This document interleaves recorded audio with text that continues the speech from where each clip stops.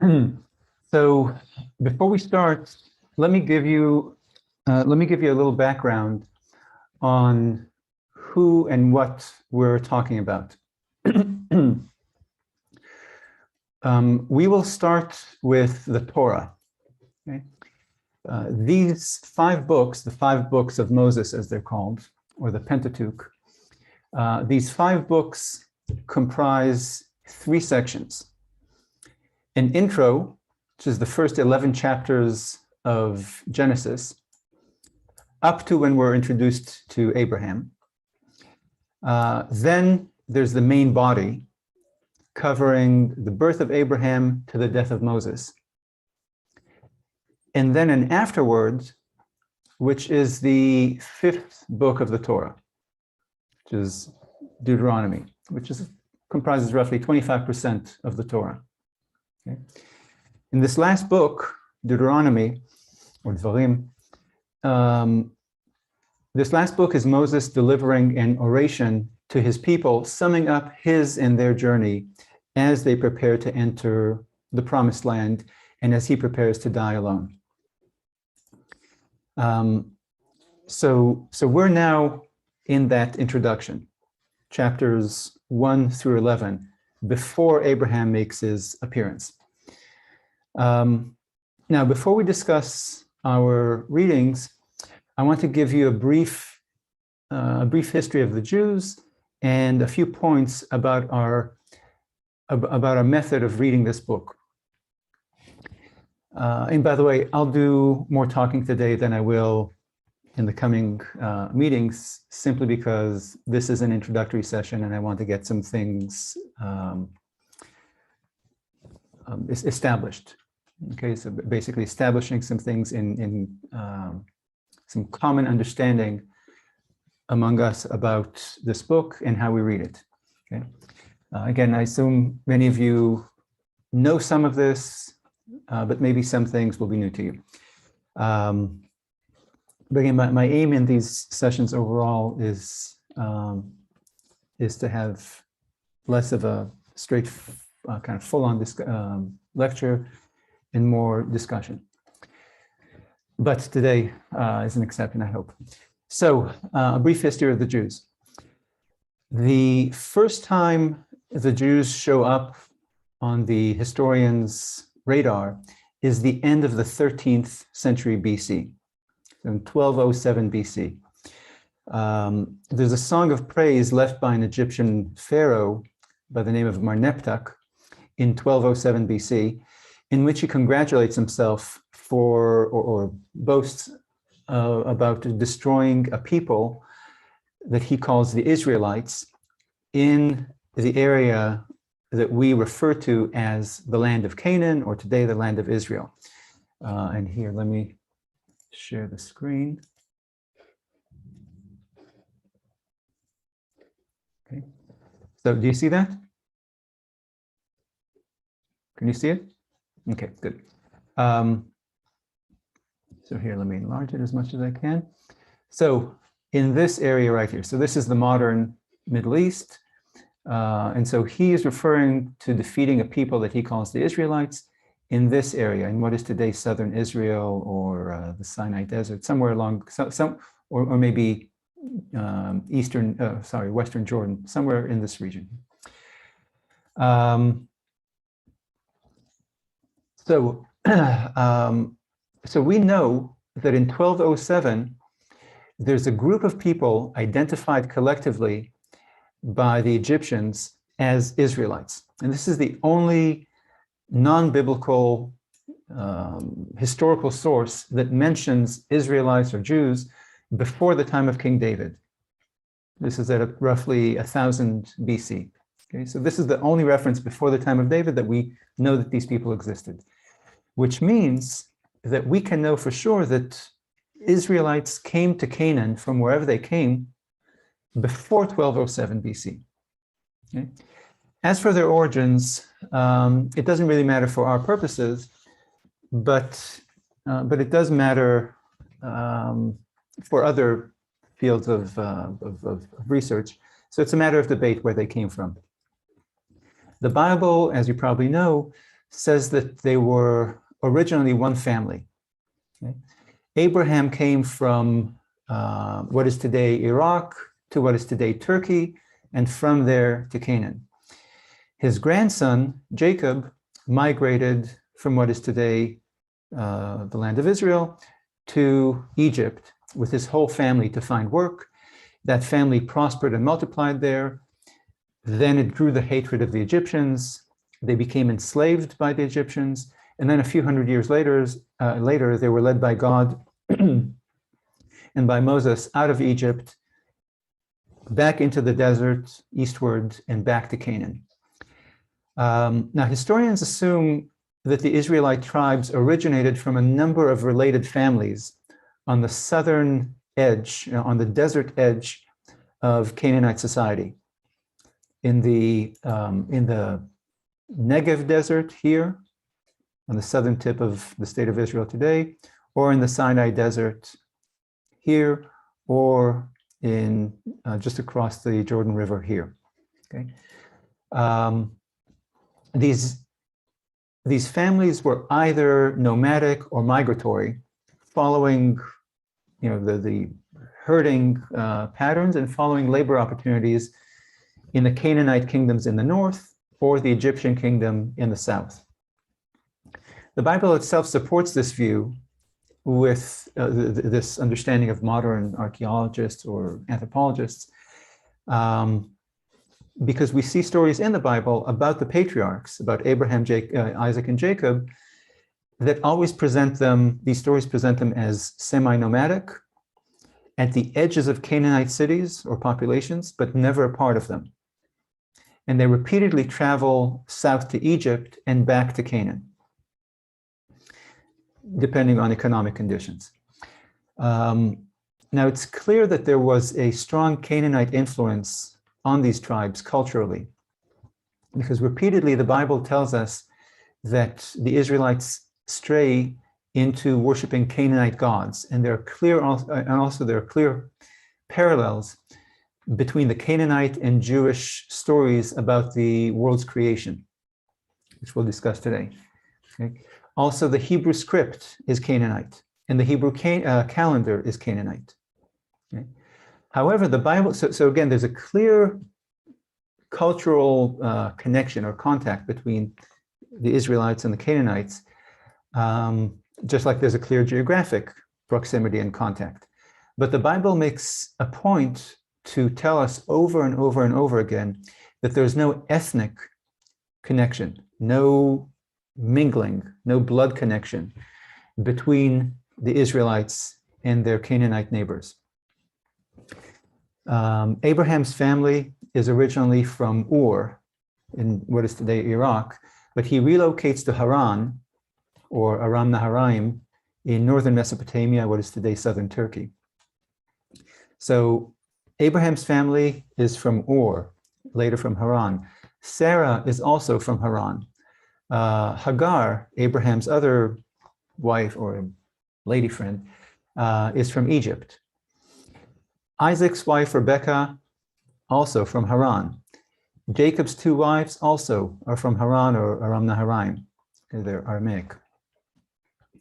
10 of Jacob's 11 children were born in Haran, of his first 11 children, were born in Haran there, in Turkey. Abraham's nephew, Lot, is the patriarch of the Moabites and the Ammonites in what is today Jordan and Syria. Isaac's half-brother, Ishmael, is the patriarch of the people of the Arabian Peninsula. Okay?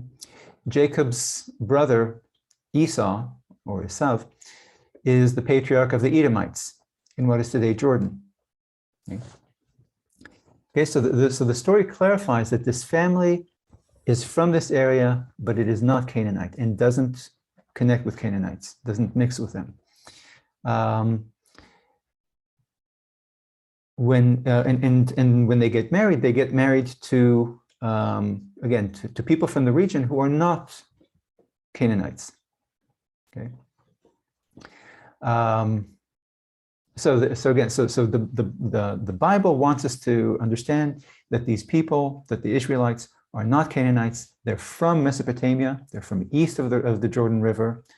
And we see this in the patriarchs' story, and then later on with the Israelites themselves. They're coming to Canaan from somewhere else. Okay, they're not from this land originally, which means that they're not Canaanites. And then once they come here, they do not intermarry with Canaanites. So there's a clear cultural connection, but not an ethnic connection to the Canaanites. The same goes for the Egyptians. There's a clear Egyptian cultural influence in Israelite society. Okay? Many Israelite names are Egyptian in origin, including Moses. Okay, it's a known Egyptian name. However, the biblical story stresses that although the Israelites saw their past as linked to Egypt, the Israelites are not ethnically connected to the Egyptians. Okay, they came to Canaan, they're not from Canaan. They came to Egypt, they're not from Egypt. Okay? So the various peoples of Arabia and Jordan and Syria and Mesopotamia are presented as the Israelites' cousins. Okay? This is the family of peoples to which the Israelites belong to. Whereas the Canaanites and Egyptians are not kin. Okay? They're not family. They are rivals, enemies to the death. Okay? And this is why God forbids the Israelites. It's written in the Torah, one of the commandments. God forbids the Israelites from marrying Canaanite women. Okay? And just as the patriarchs did not marry Canaanite women, so the Israelites, when they can't come back to the land, they're ordered, that they're not allowed to intermarry with them. But there's no injunction against marrying other foreign women. Okay? For example, women from Aram Naharaim, from Haran. Likewise, God instructs the Israelites to wage war against the Canaanites and take over their lands, but he warns the Israelites not to attack the Edomites.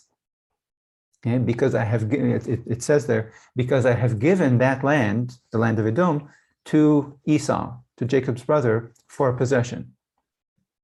And the instruction continues, do not harass the Moabites, because I have given that land to the children of Lot, Abraham's nephew, for a possession.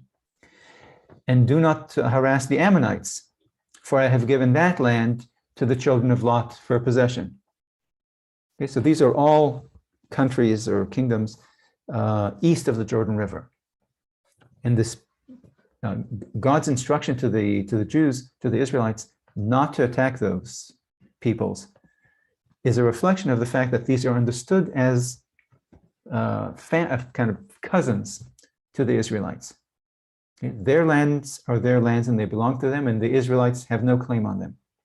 Their only claim is the land of Canaan, and that these Canaanites are not part of their family. Now the Israelites differed. So this is again how historians understand the origins of the Israelites and how that is reflected in the Torah itself. Now the Israelites differed from their various neighbors in two main respects. First, with a religion that focused on a single deity, a single God, that was never born and will never die. An abstract divine being, an abstract God who is not of this world. Okay, this God is not subject to the laws of the universe. And this God has a special affinity, special connection to the Jewish people. There was no other example for this in the ancient world, or or in the medieval or modern world. Okay? We know of no other national gods. Okay? A God that has a nation that is his nation, his people, without any aspiration to be worshipped by other peoples. Okay? The second factor that distinguishes the Israelites from other peoples of their era was a particularly well-developed historical consciousness. Okay, what we today would call a national consciousness or nationalism or sense of nationhood. Okay, so a recognition of the importance of a communal past for the survival of the group in the present and the future.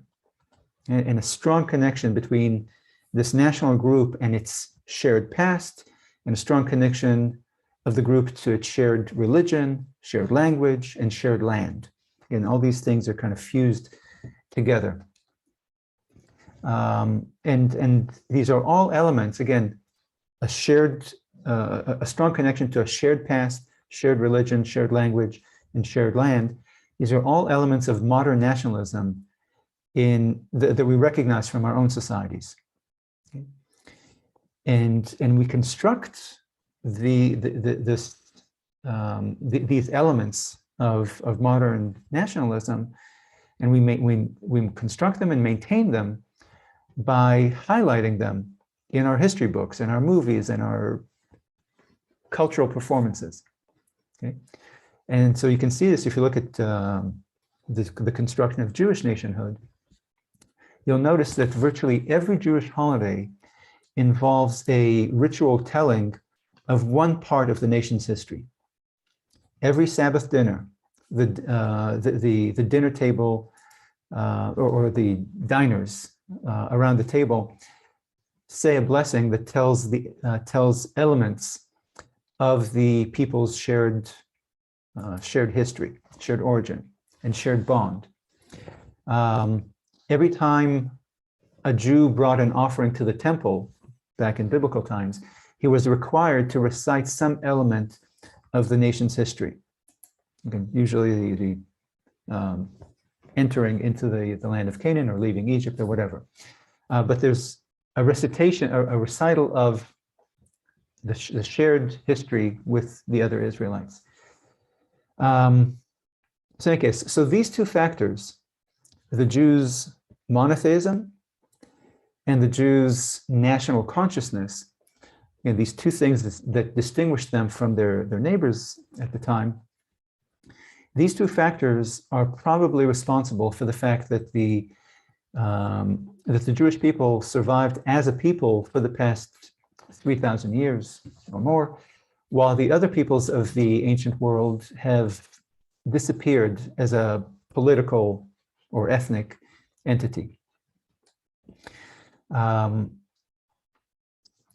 so that's who they are. Now, I want to give in super simplified form a chronology of ancient Jewish history. So from 1550 BC to from the 16th century to the 12th century BC, Canaan was a province of the Egyptian Empire. And it's during this period that King Merneptah, that pharaoh I told you about, defeated this group that he identified as Israelites. Okay. Then from 1150 BC onward for about 150 years was an interim period in which there was no one power controlling this territory. Again, this area that we call the land of Canaan. Basically what is today the land of Israel, the state of Israel. So about 150 years where there was no clear single power controlling the area. And this was probably the period in which the various Israelite tribes settled in their respective territories, clashing and trading and intermarrying with local people, okay, with the local Canaanites. And it's also the period in which the Philistines settled in this part of the world.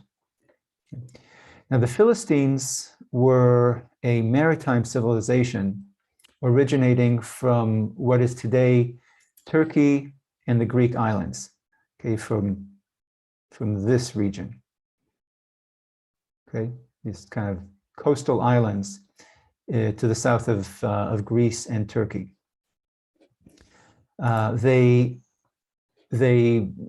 were part of a migration, of a large migration of what's called the Sea Peoples. The Philistines are one of these Sea Peoples that relocated from this region, from where's today Syria and Lebanon, to Israel and as far south as Egypt.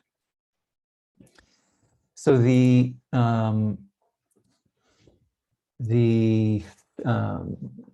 Philistines fought against or against the Sea Peoples in general, fought against the Egyptians and loosened Egypt's control over its northern provinces.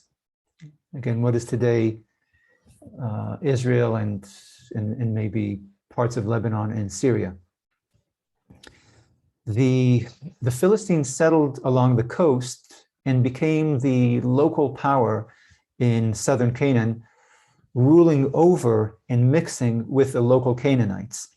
And they establish their rule over the Israelites as well.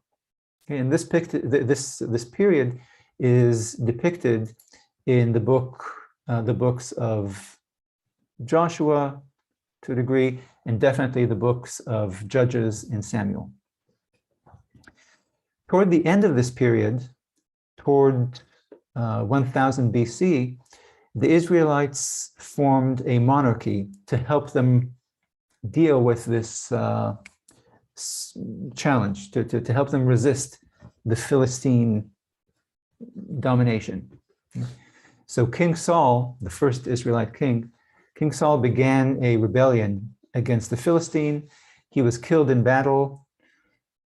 He was killed and was succeeded by David, who overcame the Philistines and left an independent kingdom to his son Solomon. Okay. After Solomon, in the year 296 BC, the Israelite kingdom suffered a civil war and split in two. Okay. There was, here, let me. So this is a map of the settlement of the different tribes in the land of Canaan. And then when this united kingdom of Saul, David, and Solomon split in two, it split into a southern kingdom in this area, a smaller, poorer southern kingdom called Judah or Judea, and a northern kingdom, a large, rich northern kingdom called Israel. Okay. There are 2 tribes in the southern kingdom, 10 tribes, I guess 9 tribes in the northern kingdom, and from that point on, the 2 states had a different political existence, even though they shared a religious bond and ethnic bond, and had diplomatic relations, sometimes friendly, sometimes not. Okay, so that split between the kingdom of Israel and the kingdom of Judea happened in 926 BC. In 722 BC, the northern kingdom, Israel, was conquered by the Assyrian Empire in what is today Iraq. And the Assyrians sent the Israelites eastward into exile, at which point these northern tribes become, quote unquote, lost. Okay, they disappear from history, and ever since then, scholars continuously seek evidence of their remnants in Central Asia, in India, maybe as far east as China, maybe as far east as American Indians. Many fruitless investigations about these lost tribes of Israel. Archaeologically, we think that actually maybe only some thousands were exiled eastward from the northern kingdom, whereas the remainder of the people of the northern kingdom simply migrated south to the southern kingdom of Judea. Okay? So maybe these lost tribes were not really ever lost. They simply migrated to the remaining Jewish kingdom or Israelite kingdom and became Judeans. Okay, so maybe they've been among us all this time. So with the dissolution of the northern kingdom, the only Israelites who were left were the ones in the southern kingdom, in Judea or Judah, okay? Which means that all the Jews on earth today are descended from that southern kingdom of Judah. Hence the word, hence the name Jew. Okay, the word Jew comes from Judah. Okay, and actually English is an exception in this respect because in Hebrew and in every language other than French and English, the word for Jew is Judean. Okay, in different languages, when you're saying Jew, what you're saying is Judean. Yehudi, Yahud, Yude, Yudayo. So it's at this point that, and again, the only exceptions are French and English, where it's not clear that Jew is a person who's from Judea. So it's at this point that you can start referring to these people as Jews, meaning Judeans, people from Judea, rather than Israelites, people who are members of the 12 tribes of Israel. Then in 722, the northern kingdom is extinguished. In 586 BC, the remaining kingdom, the southern kingdom of Judah, was conquered by the Babylonians, also in what is today Iraq. The Babylonians destroyed the Jewish temple and exiled a large portion of Judea's population to Babylonia, to Mesopotamia. However, a few years later, about 50 years later, the Babylonians were conquered by the Persian Empire, and the Persians allowed a massive return of Jews to Judea. And they then reestablished a political presence as a client kingdom or client power under Persian rule, and they rebuilt their temple in Jerusalem. This happened in 516 BC. Okay. And this kicks off what's called the era of the Second Temple, which lasts through the Greek era and until midway through the Roman period. Now, Judea was part of the Greek Empire. They were conquered.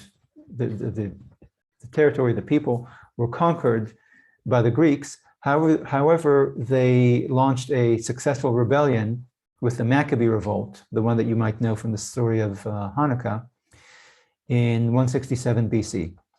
Later on, the Romans will capture this entire region in 63 BC, and the Jews will rebel against them. About 120 years later, in 67 AD, the Jews will rebel against Rome. They'll be crushed. Then they rebelled again in 135 AD, and then they get really crushed. Rome destroyed the temple, built a pagan temple in its place. It forbade Jews from entering Jerusalem. They changed the name of Jerusalem. They changed the name of Judea to Palestina, and initiated various policies to diminish Jewish presence in the land of Israel, or in the newly named Palestina. And so over the next generations, the Jewish population dispersed from Judea to the diaspora, to Europe, to North Africa, and to Mesopotamia. So the Jewish population dispersed from the land of Israel elsewhere, and also the center of Jewish worship dispersed from the temple in Jerusalem to the local synagogues wherever Jews lived. Okay, the heart of Jewish worship migrated from Jerusalem to the synagogues.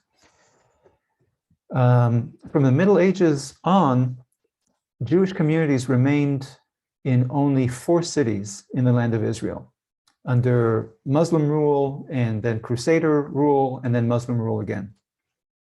Okay, so Jewish population, Jewish presence remained in only 4 cities in the land of Israel.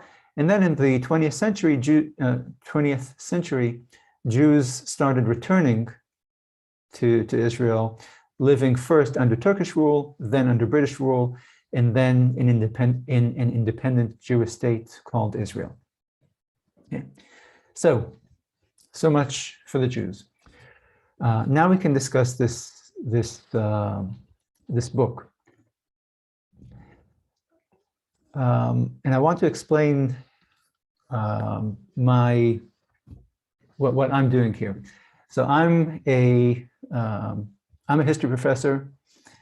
My field is American literature. It's not the Bible or Jewish history.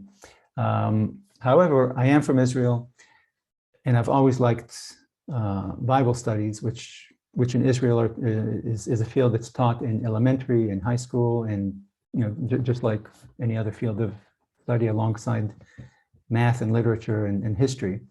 And then I continued studying the Bible in college and ever since then, but always as a hobby, not as my profession. Now, I originally thought of starting a group like this when I noticed how different, like a study group, a book club for the Bible, when I noticed how different Israeli and American Jews are with regard to their contact and familiarity with the Bible. And I noticed that American Jews are not familiar with their book and their ancient history, beyond knowing about the Holocaust and the minimal biblical history that they get at the Passover Seder. Okay, whereas part of the meal, you recite elements of the story of the Exodus. Okay. Now, this is true of non-Jews and non-Jewish Americans as well, because the Hebrew Bible used to be an American book, in early America. Okay, Americans had an intimate and strong connection to the Old Testament, but a combination of forces, from sociology to kind of a modern understanding of church-state separation, and the fragmentary way that Christians read the Bible in church, this combination has made most Americans biblically illiterate or unfamiliar with the Bible, with the Old Testament, which was a sharp departure from the familiarity with it 3, 4, or more generations ago. But for non-Jews, it's a shame. It's too bad. Maybe also it's a problem. But for Jews, it's more than a shame. It's actually shameful, and it's an existential problem. Okay, so so that's the origin story of this group to this book club. So I want to talk now a little bit about this book. I want to outline the method that we have for reading in this book, or actually for reading any book, okay? Especially ancient texts. Okay? Now, the traditional Jewish understanding of the Bible is that the Torah, again, the 5 books of Moses, was written by God. or dictated by God to Moses. Okay. The other books of the Bible, there's no clear Jewish verdict as to who wrote them, where they were written, when they were written, etc. Okay. My sense is that the Jewish tradition understands the rest of the Bible as written by human authors in various times and places, but with divine inspiration and conveying divine truths. Okay. But with the Torah, that is not the case. But with the Torah, there's no doubt. According to Jewish tradition or Jewish understanding, it was written by God. So, and that has serious implications for how we read the Bible, how we read the Torah. Okay? When religious readers find inconsistencies or mystifying problems in the text of the Torah, they assume that they didn't understand God's logic or God's purpose properly. In the 18th and 19th century, however, biblical scholars developed a new understanding of the Torah, which is called the fragmentary hypothesis or documentary hypothesis, or in Hebrew, Torah Teudot. This hypothesis, this documentary hypothesis, is a very big building block in what's called biblical criticism, which is a method of approaching the Bible that tries to apply scientific methods to studying the Bible. Okay. Biblical criticism. So these scholars who founded biblical criticisms and developed the documentary hypothesis started from the same problems and inconsistencies in the text. Okay. But they explained that it's not that we have a problem understanding the author, God in this case, but that the text was actually written by different authors at different times. Okay, it wasn't written by God, obviously. It was written by different authors at different times, different places.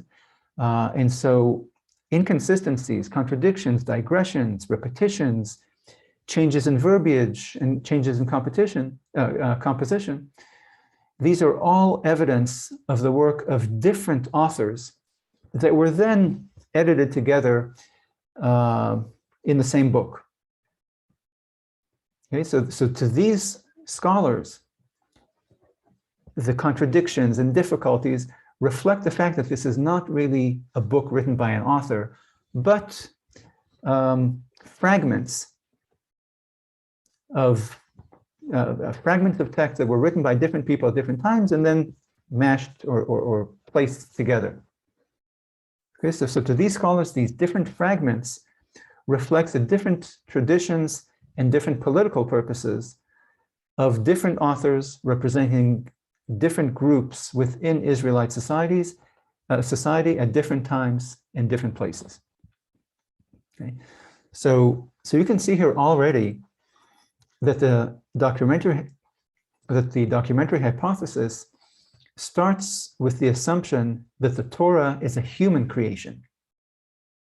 Therefore, if something doesn't make sense, like the two conflicting creation stories that you'll read, today and for next week, if you have this kind of glaring problem, it's explained as evidence of an editor's error or oversight. Okay, so the documentary hypothesis invites the reader to find contradictions and inconsistencies in the ancient text and to solve them through scholarly means. Okay, so for example, using history or using philology, linguistics, to identify the Torah's different authors, to identify the different periods in which, what does the kind of language, the linguistics of this text tell us about when it was written, or the geographic location, versus that other fragment of the text. Okay, and using these scholarly means to find instances in which these different writings were stitched together into this one text that we now have. So what you see is that this method of reading the Bible, biblical criticism, with this documentary hypothesis, this method of reading the Bible shines a light on the shortcomings or the failures or the hiccups of the biblical editor or editors, and it highlights the expertise and perceptiveness of the biblical scholar, of me, okay, of the reader. Okay. And this is in sharp contrast to the traditional religious method of reading the Torah. Okay, the traditional religious understanding of the Torah as a divine creation. Okay, because this religious method of reading starts with the assumption that the text does not contain contradictions or inconsistencies. Okay, it was written by God. Okay, it was written by the most expert author imaginable. So if some portions seem inconsistent or repetitive or contradictory or senseless to the human reader, that is because we cannot comprehend, we have a hard time comprehending the text's meaning or the author's purpose or method. So this understanding of the Torah invites the reader to find shortcomings in his or her own comprehension rather than in the author. Okay, because the author is God. It's kind of like if you're reading a book by Dostoevsky, okay, and you think something doesn't make sense, your literature teacher would say, trust me, Dostoevsky makes sense. Okay, you can't understand something, so you need to work harder because he's Dostoevsky. So this method of reading the Bible naturally takes it for granted that the author is wise and skilled, and that the human reader might have problems in understanding the divine wisdom and meaning of the text. Okay. What I'm saying is that religious readers throughout history have, Jewish and Christians, have read the Torah, have read the Torah as a literary work, meaning that they used literary analysis. Whereas the documentary hypothesis uses what's called source analysis. Okay. Now, this doesn't mean that that literary analysis is for religiously devout people and the documentary hypothesis is for secular people. Some secular biblical scholars embrace the documentary hypothesis, but other secular scholars reject it. Okay. By the same token, many non-traditional religious Jews and Christians embrace the documentary hypothesis. Okay, they're not Orthodox Jews or Christians, but they do claim religious faith and they do uphold the documentary hypothesis. Okay. The point is that rejecting the documentary hypothesis does not mean that you're calling for a literal or fundamentalist reading of the Bible. Okay, it doesn't mean that you're saying every word there is true. Okay, whether the Bible is truth or fiction is a different debate.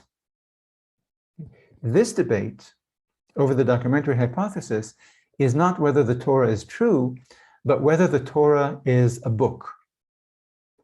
Okay, a single work of literature written by a skilled and purposeful author. Okay, that's what's up for debate here. The documentary hypothesis tells us that the Torah is not a book, but rather a scrapbook, a collection of bits and pieces from other works of literature that were glued together here, kind of stitched together into what looks like a book. Again, there's like a scrapbook looks like a book, but in fact, it's just a collection of different pieces thrown in together. Whereas again, the traditional position on the Torah is that it's a book. It's written by an author.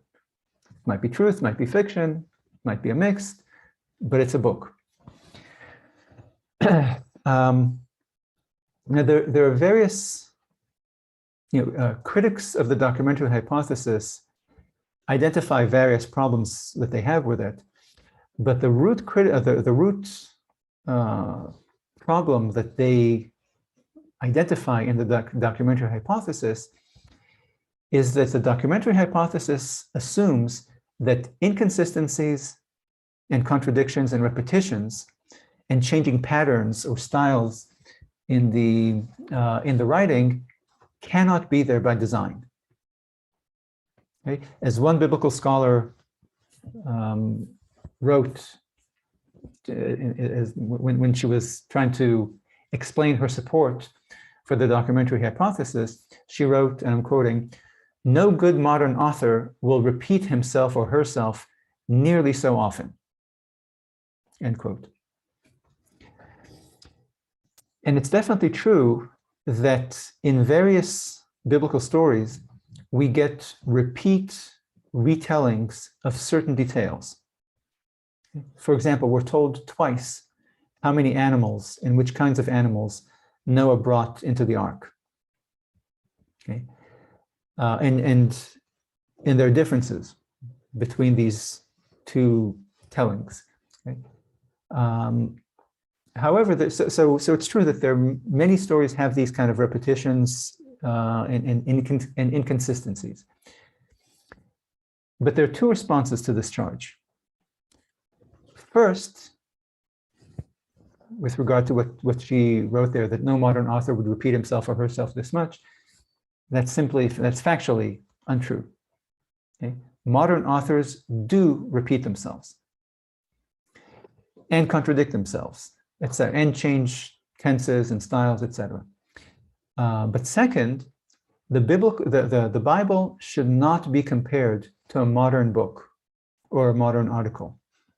Rather, it should be compared to a speech. Okay? So let's take the second critique first and then go to the first. Okay? The Bible was not written to be read individually, silently, as you and I read a novel or a newspaper. Because it was written for an illiterate audience. It was written to be read aloud as a public address. Or again, a public storytelling around the campfire. So it was not written to be read with the eye, but to be heard with the ear, like you listen to a public lecture or a political speech or a sermon. So it's true that we don't usually, as readers, we don't usually see much repetition in a single book or article. However, when we are a listening audience at a political rally, or sitting in the pews listening to a sermon, or listening to family folklore at a family reunion, how often have you heard elements of the story repeated or restated? Okay, it's actually quite common and quite necessary to have this repetition. Okay, because an audience of readers can reread the difficult parts or the thought-provoking parts. Okay, if you read something that's complicated or really eye-opening, you can stop and read it again and think about it or notice it. But an audience of listeners cannot do that. So if you, the author, if you want the crowd to contemplate something or to notice something or to remember something for later on or to comprehend something really important, you, the speaker, you have to retell it to them. Okay? They cannot reread it, so you have to retell it.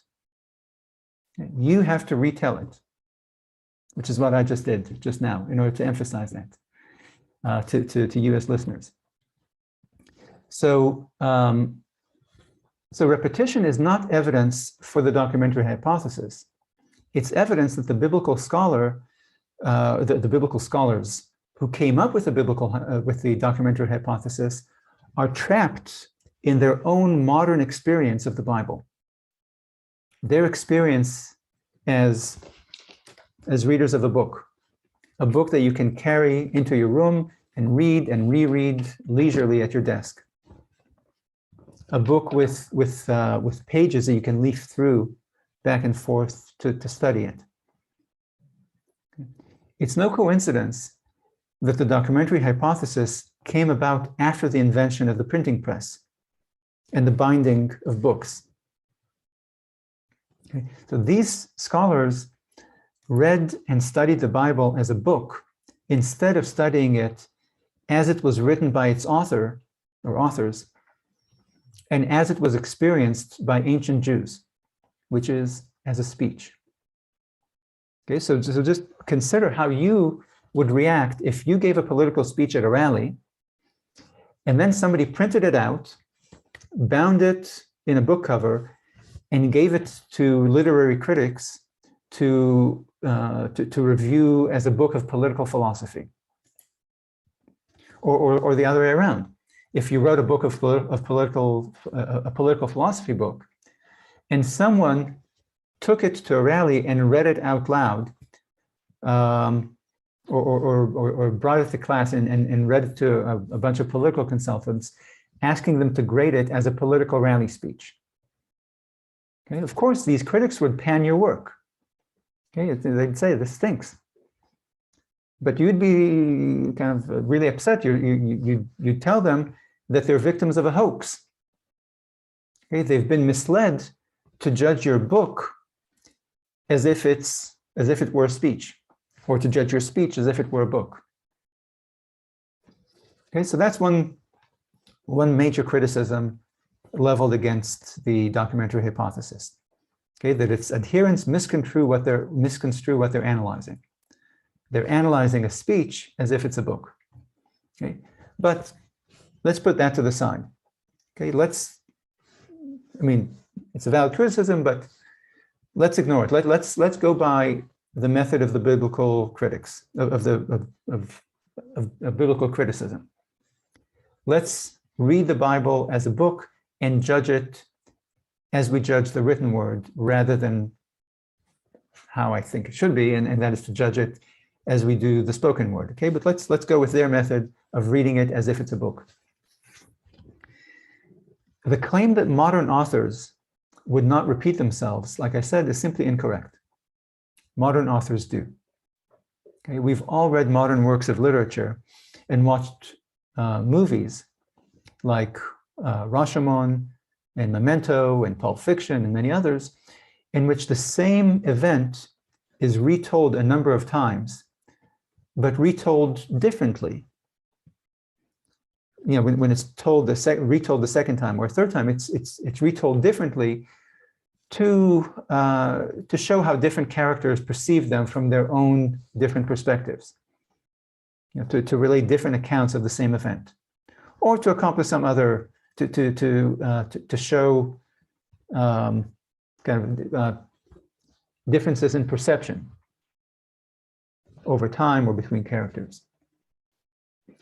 Or an author might retell you the story of how the boy met the girl, which is the same story that you read 100 pages ago, to illustrate how now you understand that first meeting in a completely different light because of everything you've learned about the characters in the intervening 100 pages. Okay, that's a valid reason for repetition.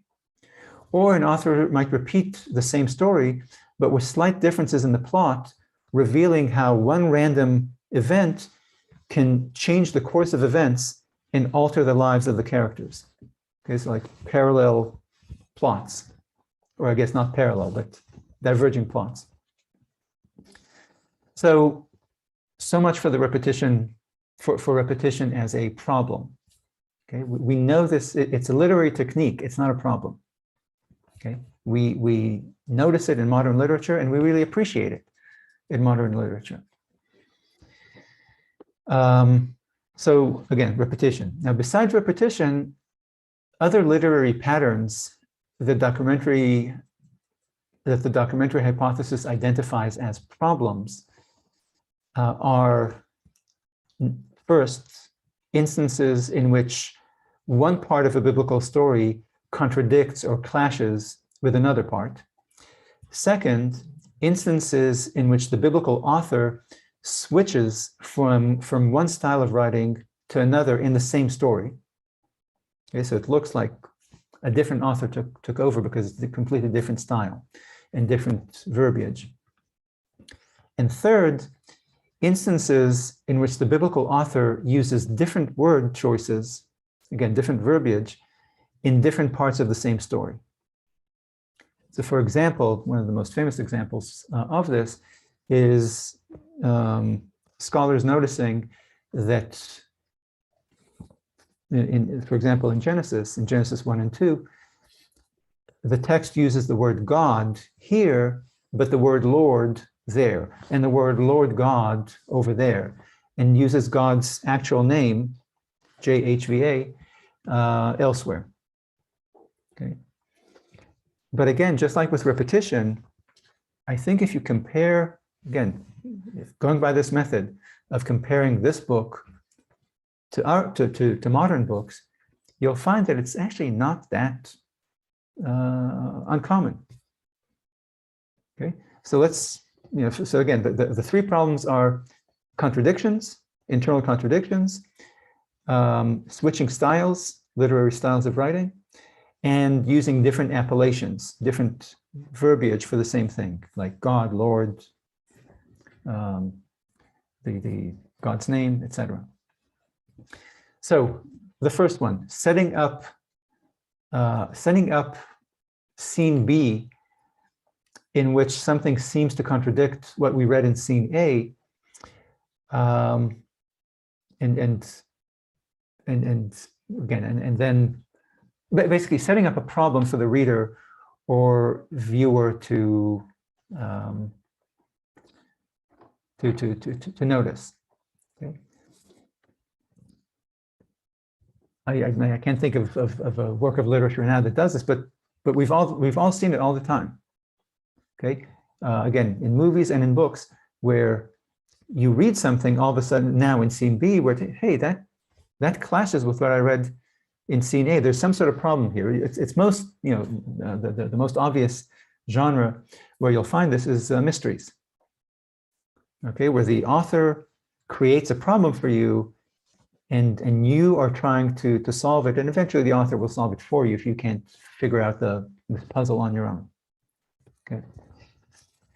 The second, switching from one style of writing to another. Again, you see it, authors switching from modern English to archaic English, switching from highbrow to lowbrow, or especially in poetry, you see this, where the poet uses a certain word in one verse, but then switches, purposefully chooses a loaded synonym for this in another verse. Okay, and sometimes we use synonyms not to convey some message or meaning at all, but simply to avoid repeating the same phrase or the same word over and over. Okay, so if you're covering some sort of diplomatic event, you might say they signed a treaty, but then the second time around, you don't want to say they signed the treaty, so you'll say they struck an alliance.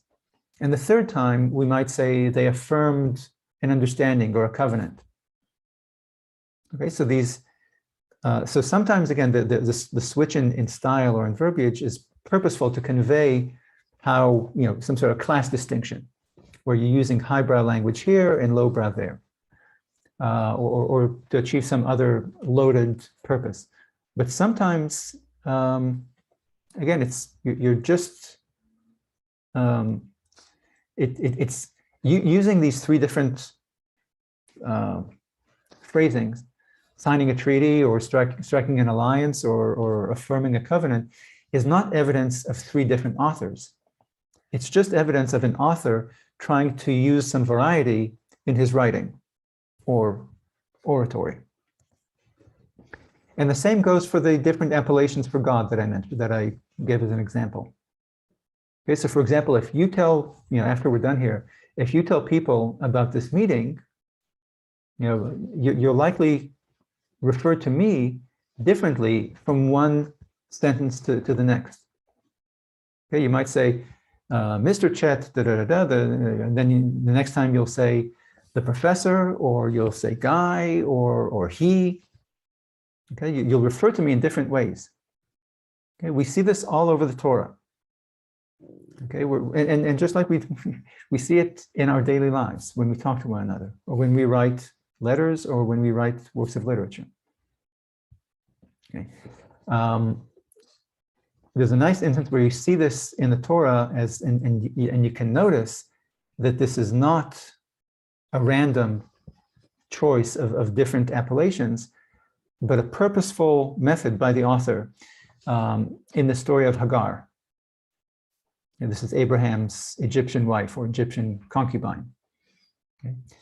Hagar is called by her name in one location, but she's called the maidservant in another section. She's called the slave woman in another section. Okay. By the same token, her son, Ishmael, is called either by his, at different points of the story, he's called Ishmael, or he's called the son of Abraham, or the son of the slave woman, or the boy, or the child. Okay.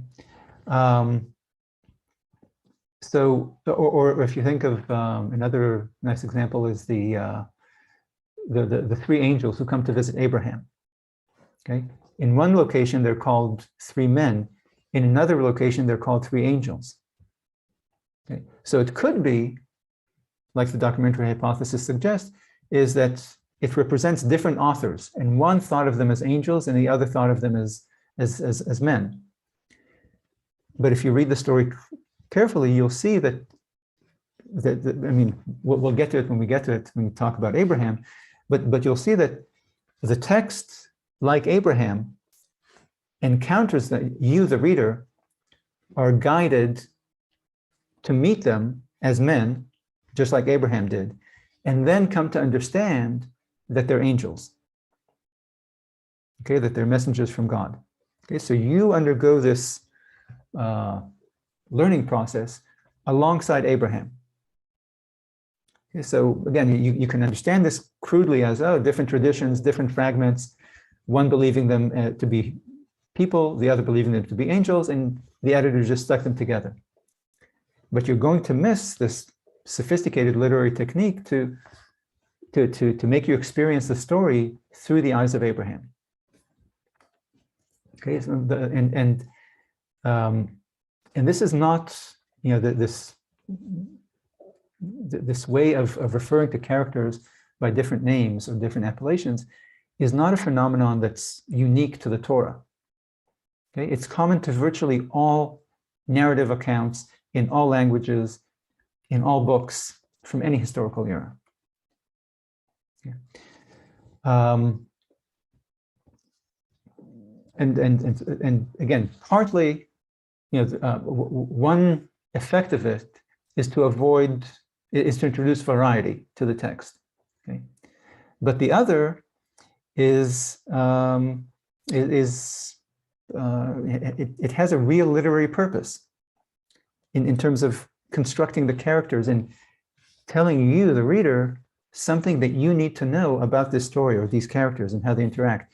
And so I want to give a quick example from what I just mentioned in the story of Abraham and Ishmael. Okay, the different appellations that Ishmael has in the story of Abraham. Okay, so like I said, he's referred to at different points differently. All the appellations I mentioned to you. So if you read the text either in Hebrew or in English texts that have a close translation of the Hebrew, that follow these minute differences in how Ishmael is referred to, you'll see that the narrator refers to him as when the narrator talks about this character, he refers to him as Ishmael or the land. However, when Hagar is speaking about Ishmael, Ishmael is referred to as the boy. Okay? When Abraham is either interacting with Ishmael or talking about Ishmael, Ishmael is referred to as the son, okay, Abraham's son. And when Sarah speaks about Ishmael, Ishmael is referred to as the son of Hagar, the Egyptian woman.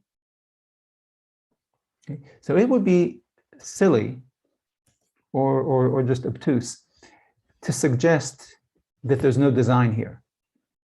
Okay, that these different appellations for Ishmael are just coincidental.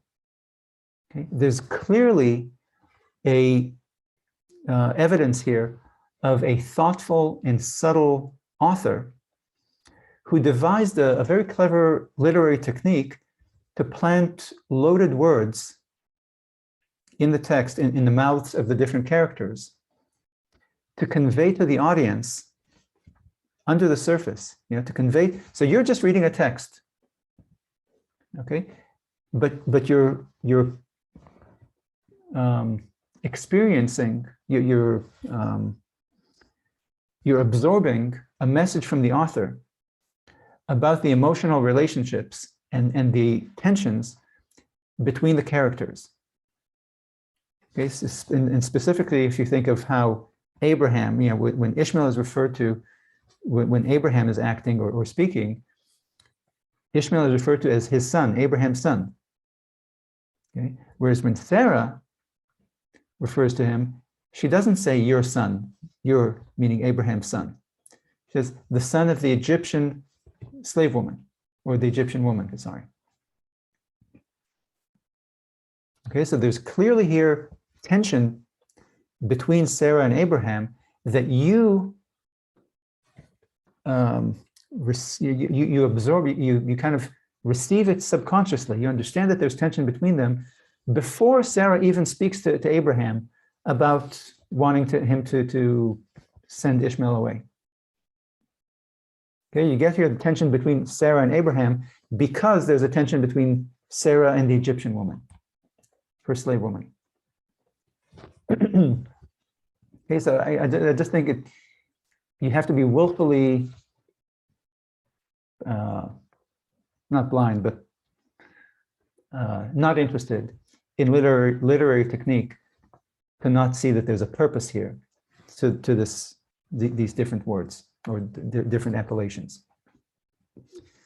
So it brings back this issue of the method of reading. Okay? When you and I see inconsistencies and contradictions and repetitions in modern works of literature, our natural response is to try to understand the author's intent. Okay, what is this thoughtful author trying to convey to me by contradicting something that he told me a few pages ago? Okay? What is he trying to convey to me with this particular word, this odd word choice here? Or with this, with this retelling of a story from earlier in the book? Why is he telling me the story? I already know it. Okay, and then when you think that you understand why the author did it, when you think that you understand the author's intent, we're very impressed with the author's ability to use a literary device to transmit a message to us, or to show us something that we wouldn't have otherwise noticed or contemplated. Okay, that by using this word, he made me see something that it wouldn't have occurred to me. Or by repeating the story now, I now understand something that I didn't before, or I see something now that I didn't. And yet, when we see similar inconsistencies, contradictions, and repetitions in an ancient work of literature, we assume the exact opposite. We assume that the ancient author cannot have been as clever a writer as Toni Morrison or Quentin Tarantino.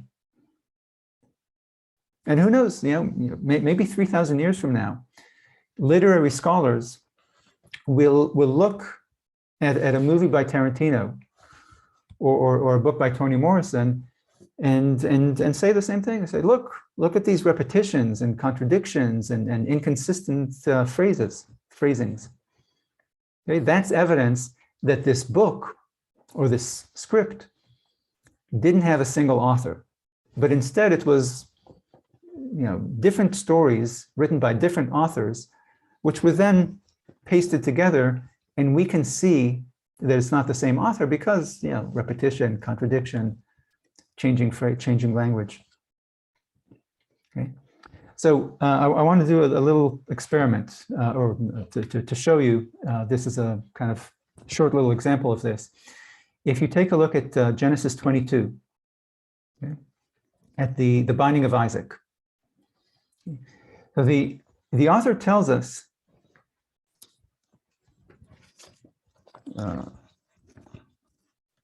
22. Okay, so if you 22. So God tries them. If you skip to the part where they go up the mountain,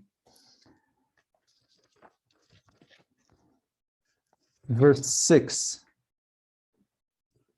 Okay, so Abraham tells the other members of their group to stay here, and the boy and I will go and worship, and we'll come back. And then it says in verse 6 and 7, it said the author is telling us that Abraham took the wood, the fire, and the knife, and marched up the hill toward where God told him to sacrifice Isaac. Okay. As they march, if you notice in verse 7, okay, it's right after we were just told that Abraham took the wood, the fire, and the knife.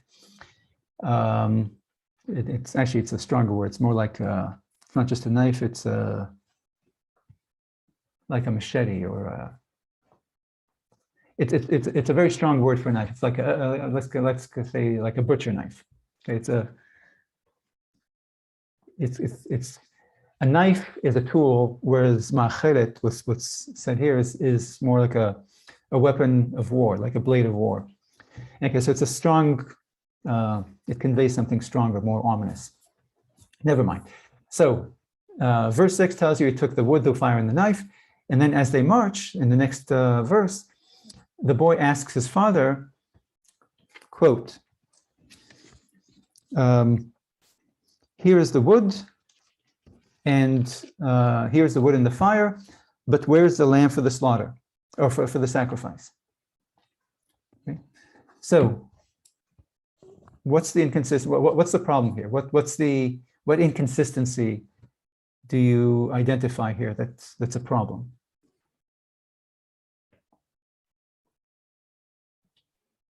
That just a second ago they said that he's walking with the wood, the fire, and the butcher knife. Uh-huh. And then suddenly, where's the wood? Where's the? No, Isaac says, "Here is the wood and the fire, but where's the lamb for the sacrifice?" Where's the? Sorry, where's the knife? Right. Where's the knife? Yeah. Okay. So, so there are two lists: what the author tells us and what Isaac tells us. Okay, and Isaac clearly leaves out the knife. So this can be a simple oversight, or like an error or sloppiness on the author's part. Okay, or it could be a purposeful omission on the author's part. Okay, so now obviously if it's sloppiness or error, then okay, we don't have to consider it further. Okay, bad writing, sloppy author. Okay, but again, if this were a modern work of literature by a widely respected author, it wouldn't occur to us that this is sloppiness, because it's a prize-winning author. It's not sloppiness. Okay, there's a purpose here. We would assume. Okay, so what would we make of it? If it were a modern prize-winning author, what would we think the author is trying to do by with Isaac's question? Like, what's the purpose here? I'm assuming because it's a boy, and he understands, because he connects the dots, but he doesn't want to connect thoughts. He doesn't want to understand because it's too scary to even think of what's going to happen. So he omits what is most scary, which is the knife. And he hopes that it's just a coincidence or something. And if he omits the scariest thing and his dad has a different solution to this whole, Right. to these objects, then everything is okay. Right. It's a childish sort of reassurance. Well, he's definitely seeking reassurance because look, everybody's in on it except for Isaac. Okay, God knows what's happening. Abraham knows what's happening, and I know, we, the readers, know what's happening. Isaac is in the dark. Okay, so look, the different solutions, again, if in a modern work of literature that could be inferred from this different list, I think the strongest ones are that Abraham hid the knife so as not to scare the boy. Okay, and therefore we know that there was a knife, but Isaac did not. Okay, so that's a strong option, but we know it's not true. Actually, how do you know that that's baloney? That it's not that Isaac didn't know that there's a knife?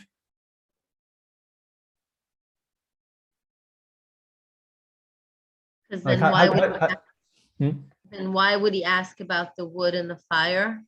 Well, and the slaughter, like he knows, yes. Abraham said out loud to the group, we're going to worship, and he's taking stuff for a sacrifice. Yeah. Isaac knows, it's not his first sacrifice. Okay, so they know, and he knows that they're going to go sacrifice something. Okay, what's missing, the problem for Isaac in hey, we're going to go sacrifice something. The problem is, hey, we don't have a knife. That's not the problem. The problem is, there's only you and me, Dad. Okay, that's the problem. That we don't have something to kill, unless it's me. So that's one kind of possibility that I think can be easily dismissed. The other is that that maybe knives were so common that there's no need to mention them. Okay, like for example, if you're describing something, you're not going to describe the most obvious thing to you and your audience because it's to be assumed. But if that's the case, then why did the author mention the knife? Okay, so again, the author didn't tell us that Abraham took his pants or sandals or took some water, which he doubtless did. Okay, so the taking a knife, even though it's probably common, was important for the author to tell us about. In fact, he strengthened it by calling it a macheret, a butcher knife, special knife. Okay, so I think to me the obvious the obvious function of these two mismatched lists is to convey what obviously. Look, you just read these two verses and you got a certain impression here. Okay? And it's very likely that your experience of reading these verses reflects the author manipulating you. Okay? He wanted you to sense this terror, this growing terror in Isaac. Okay? The omission of the knife, of the scary knife, conveys turmoil and terror. Okay? He dare not ask, he dare not challenge his father directly, but he begins to suspect what this knife is for. Okay? He knows that there's no lamb to slaughter. There's only Abraham and himself. Okay? So when you read afterwards, where is it? Yeah. So Abraham responds, and then they continue walking up the hill. Okay, when we read that the two continue walking after this conversation, we have a very different sense of what that walk was like. Thanks to that one little question from Isaac, we now know that it's not a walk involving a heavy-hearted father and a clueless, happy-go-lucky boy who doesn't know that there's a knife. Okay? Instead, we now, again, it's conveyed to us without, the author doesn't tell us, and Isaac noticed the knife, and Isaac was, his mind was racing, and he was growing in fearfulness. He has this seemingly innocent question. In an instant, he delivers to you an impression of Isaac's inner turmoil. And so you know now that it's not this, again, a heavy-hearted father and a clueless, happy-go-lucky kid, but rather it's a tense, silent, dramatic walk involving a man who knows he's about to commit a terrible act and an increasingly panicked boy whose mind is racing as he contemplates whether his father's about to kill him. Okay. So look, so this is a decision that readers have to make individually before they start reading the Bible. Okay, the reader has to decide whether it's possible that the biblical author was as sophisticated and skilled and creative as our best authors. Okay. Is it possible that the Bible's readers or listeners were as perceptive as modern readers and viewers? Okay. Because if the Bible was written by a simple, primitive author, then our job as readers is very different than if the author was wise and sophisticated. And the same goes for the readership. If the Bible was written for dupes and dummies, then we should read it just like we read modern children's books. Okay, because modern children's books are written for dupes and dummies. Okay, children are not very smart. Okay, literature for adults is here. Literature for kids are here. Therefore, when we read children's literature, we appropriately read it from above. Okay? If, on the other hand, the Bible was written for people who can think and reason and moralize just like us, then we need to read it very differently. We need to read it respectfully, like we read modern high literature, like Dostoevsky and whoever else, Shakespeare. Okay, so these are, and again, every reader has to have an understanding before he starts reading. Can it be that this author is as skilled as our best authors, sophisticated, creative, etc., thoughtful? And what's the target audience? If it's written for degenerates, then we read it one way. If it's written for people as sophisticated and perspicacious and thoughtful as us, then we read it another way. Okay? So these are two different approaches to history. Okay, and I'm not saying one is right and one is wrong. I'm saying that when you read a pre-modern source or pre-modern literature, you need to know what you think about people in the past. Okay. Are we smarter and more thoughtful and more decent, more morally evolved than they were? Are we less than they were? Or are we just the same? Okay. And you have to, of course, you have to be able to explain to yourself and to others why you believe what you do about those ancient peoples. Okay. But until you have an answer to what you think of those people as readers and as an author, you don't know whether you should read this book condescendingly or respectfully. Okay. And obviously, it's a very important thing to know. Just like when you're going to a movie when you're going to a blockbuster Hollywood action film versus an art house film. Okay, you need to judge it by different standards according to. Okay. Okay, so let's put this method to use with the creation story. Okay, so For next week, we'll read the two creation stories. Okay.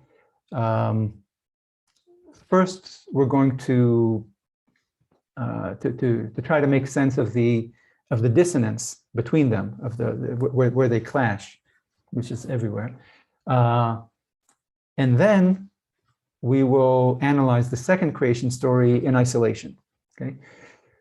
So what I want to do today in the remainder of our meeting is to deal with the first creation story in isolation. Okay, so next week we'll compare the two and then deal with the second one individually. I want to just read the first one solo today. So when you read this chapter 1, what's the problem, or like what's the, again, it's a very poetic, very famous piece of literature. What's the central troubling part of the story, or what's the perplexing or problematic or troubling part of this entire story for you? Not a problem of what contradicts something, but just when you read, what didn't you understand, or what's kind of an open question?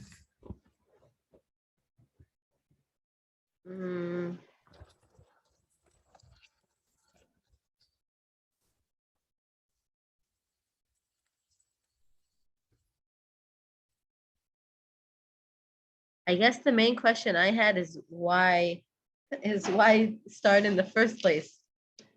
But yeah, well, yeah, that God doesn't tell why he wants to do this. That's true. Yeah. I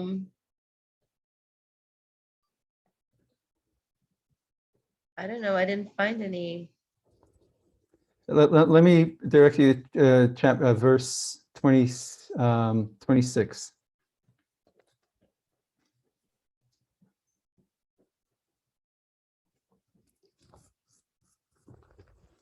About the fact that he looks like him, that a man looks like God.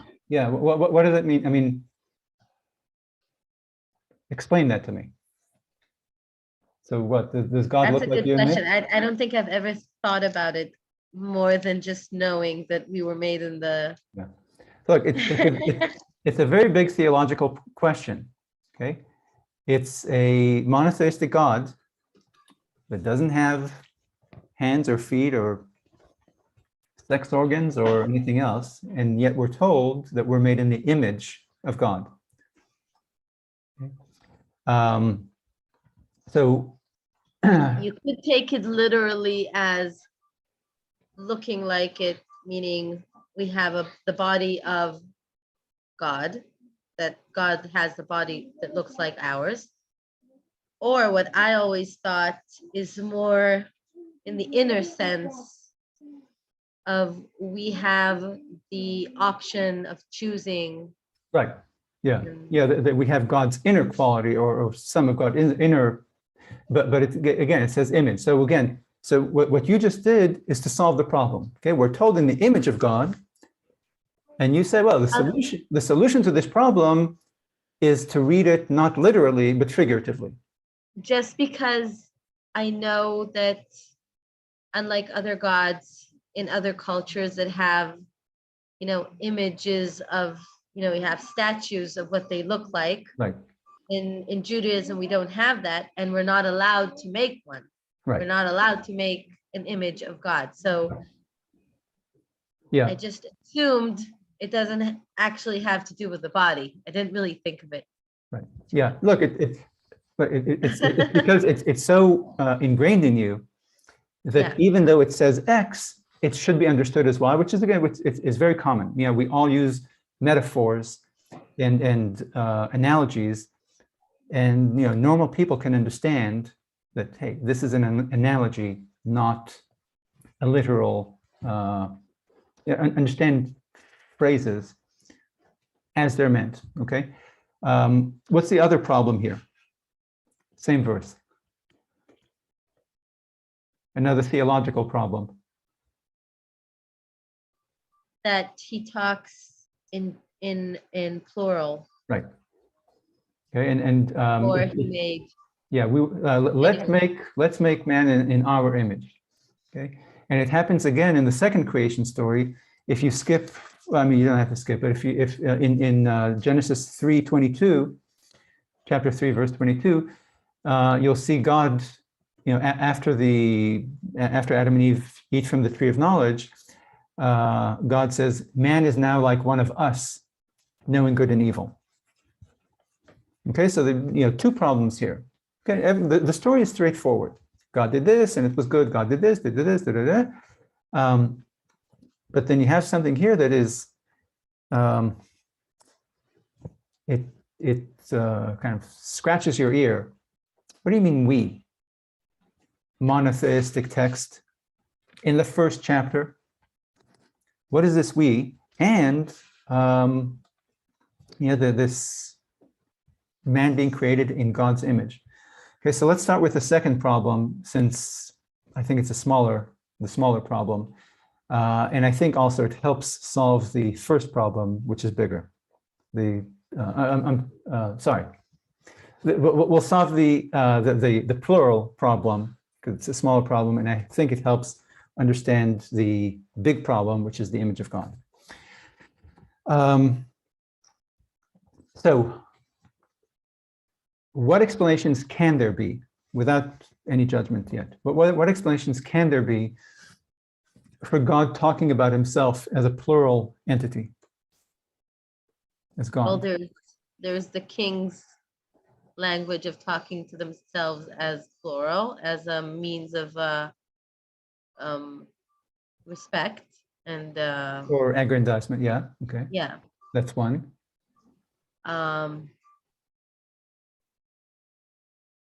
Maybe there's more of them, just the simplest explanation. Right. There's just more than one. Right. Yeah. Right.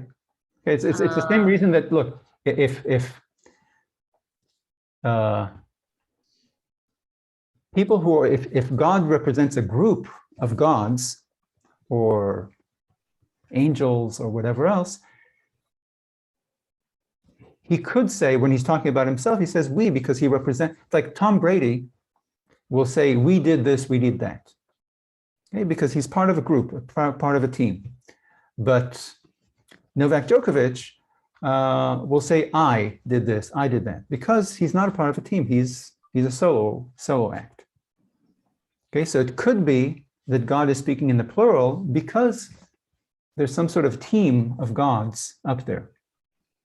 Okay, or to the same effect, it could be that Christians understand it as a reference to the Holy Trinity, that God is part of a Trinity, and therefore he's speaking in the plural. Okay, without assessing that, but I mean, obviously Christians can see allusions to the Trinity there, but that still leaves a very big question mark about, okay, so given that it was written for an audience of Jews for who read this for about 1,000 years before Christ, then the obvious question then is, how did Jews understand this? Before the Trinity was even a thing, before anyone even thought about a Trinity. Okay. So plural, that maybe it's a remnant of polytheism in the Bible. The Trinity, I think we can remove as a possibility because it was written and read for about 1,000 years before anyone came up with this idea of a Trinity, and it was understood. There was some sort of way of understanding this as not the Christian way. The other option is, kind of a version of this group thing, is that it's not a bunch of angels, not a bunch of gods, but God and his angels. Okay, that's the plural part. The problem with this explanation is that there's no mention of angels ever here. Okay, and not only is there no mention of angels here, there's nowhere in the Torah any suggestion that God is surrounded by other divine or supernatural beings up there. What about the three angels that came to Sarah? Yeah. So there are angels there are angels in the Torah, okay? But there's never a suggestion that God is surrounded by other heavenly creatures, by other divine creatures. Okay. And there are numerous angels in the Torah or in the Bible, but there's an evolution later in the Bible, in the very late stages of the Bible, perhaps. But certainly in the Torah, the word angel means messenger. Okay? And it's the same in ancient Hebrew as it is in ancient Greek. Malach in Hebrew or angelos in Greek meant messenger.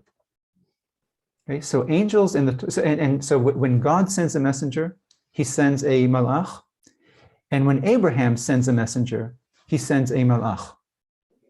Okay, so there's no suggestion that these are divine creatures. Okay, angels in the Torah are either human beings who are messengers from God, or messengers from other people. And perhaps some of these angels, some of these messengers, are a kind of avatar of God, some sort of manifestation, like a hologram or something, of God. You know, that maybe it's not a real person, but some sort of vision that God sends. But there's no indication that angels are themselves real beings that sit with God as his servants or his counselors or his entourage. It just does not exist anywhere in the Torah. Okay, that understanding of angels is a later development in Judaism, when mystical ideas about an afterlife start coming into Judaism in roughly the period of the Second Temple. And also, you know, in Christianity is already born with that more mystical understanding of this world and an afterlife, etc. Okay, so if you'll see in later books of the Hebrew Bible, you'll find these kinds of angels that are themselves entities who are up there with God. And you'll find even more of these kinds of angels, our understanding of angels, in post-biblical Jewish religious works, okay, from the Maccabee era and the Roman era. And the New Testament is one of these post-biblical Jewish religious texts. Okay? So that option is removed. There are no angels in this text. Okay, so we're left with either polytheism or what you said, the royal we, or the majestic plural. Okay.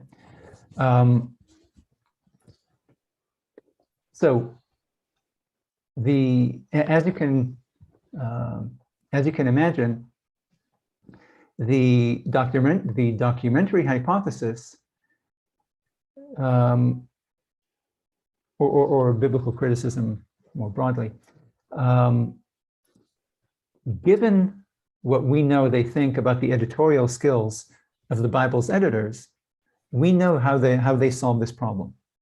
Okay, they think that this editor left so many clues about basically just kind of took this story, slapped it on this story, and there you have the text. Okay, so some of these scholars argue that these plural phrasings of God for gods are inadvertent evidence that God was originally not a monogod, but part of a pantheon of heavenly deities. Okay, just like in the Canaanite pantheon and the Assyrian one, etc. Okay, they claimed the Israelites were part of this world, and they also had a pantheon, or maybe they were even part of the Canaanite pantheon. Okay. And so what they claim is that the editors of the Bible scrubbed out Judaism's polytheistic past when they wrote down the Israelites' oral traditions, okay, their ancient oral histories. However, bits of pieces still remain here and there that somehow the editors missed. Okay, so we see glimpses of the pre-monotheistic Jewish religion in these references to God as a plural entity. Okay. And these scholars will also point out to you, which you know because you know Hebrew, that in Hebrew, the word God comes in the plural form, Elohim, gods. Okay? It looks like a plural, but it operates in the singular. Okay, so you're saying gods in the plural, but the verb will come in the singular. Elohim רוצה, gods want. Gods wants something. Okay, it's kind of like the word news in English. Okay? The news is good. The news stinks, etc. Okay, so the word, the noun comes in the plural, but we know that it's a singular because of the verb. Okay?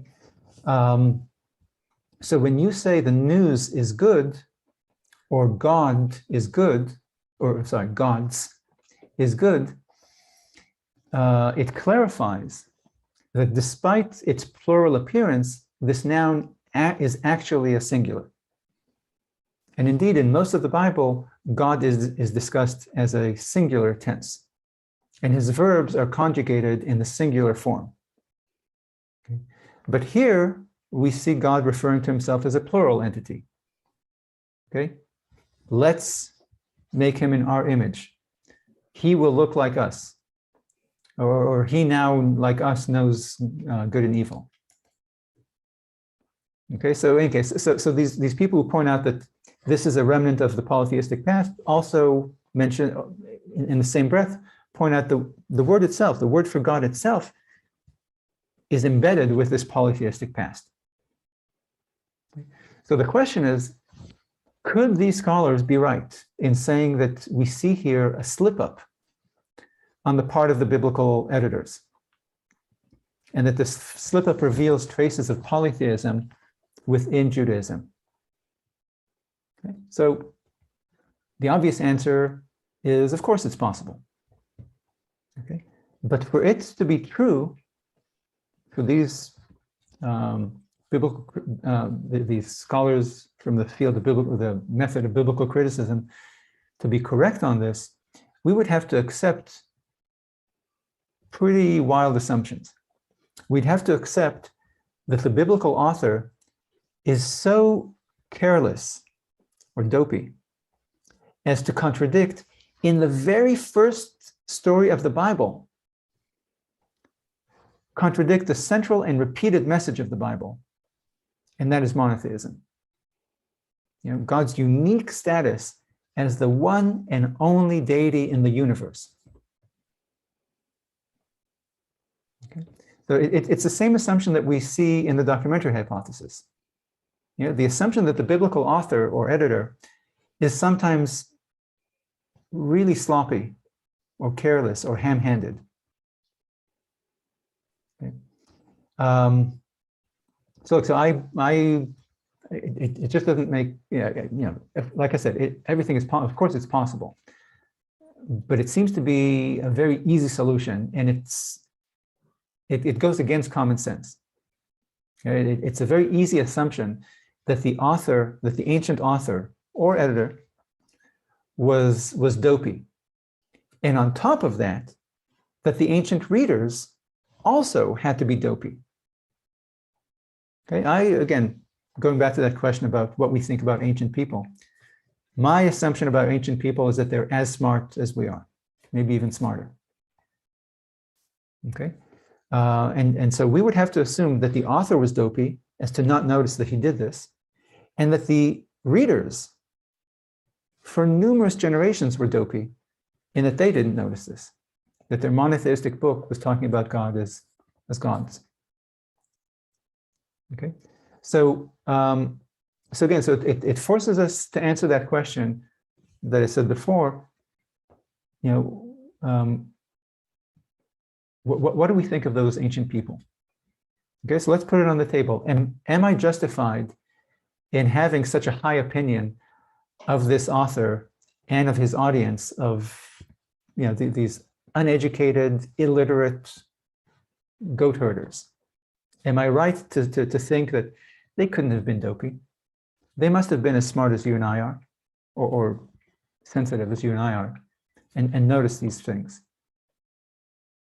Okay, so am I right? I mean, why shouldn't we think that the Bible's audience was unsophisticated? And what was an audience that's ill-equipped to notice these editorial slip-ups and errors? Am I being too precious to regard these uneducated, illiterate rubes as sophisticated and perceptive consumers of literature, just like you and I are as college graduates? Okay, why shouldn't we think that our literacy and our education and makes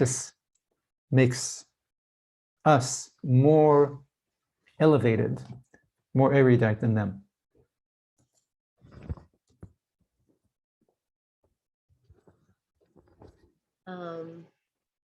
I guess it's just the common thinking that ancient